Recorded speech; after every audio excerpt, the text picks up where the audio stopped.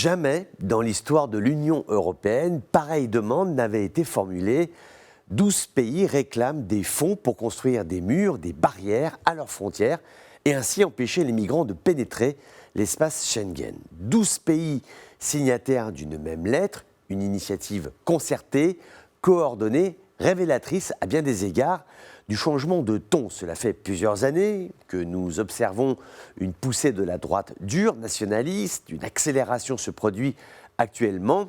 Des pays comme la France, qui ont voté pour le regroupement familial ou incarné l'ouverture des frontières, opèrent aujourd'hui un retour en arrière, quel que soit le nom du prochain président ou la prochaine présidente de la République française.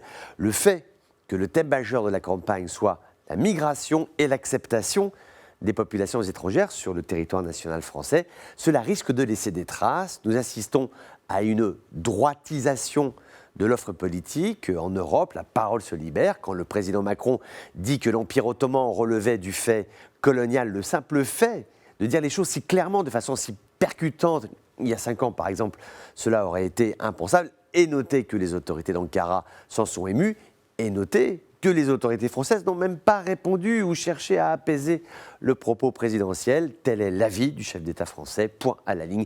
La France décomplexée qui vit une crise diplomatique avec l'Algérie de façon assez sereine, donnant des chiffres sur les reconduites aux frontières refusées par Alger, chiffres contestés par les autorités algériennes où l'on apprend au détour d'un paragraphe que les reconductions sont parfois refusées car des individus ont eu des liens avec des organisations terroristes. C'est-à-dire qu'ils ne sont pas français, ils sont algériens, ils sont dangereux, mais Alger n'en veut pas. Ou alors, qu'est-ce qu'on fait d'eux? Et là, Alger ne dit rien, Alger ne répond pas, parce que Alger, en fait, n'a rien à dire, Alger n'assume pas ses responsabilités, tout simplement. Et il y a un point sur lequel il faudra faire attention et qui pourrait monter dans les prochaines semaines, les prochains jours, c'est celui des Algériens qui fuient leur pays en bateau. Et comme par hasard, depuis 3 semaines.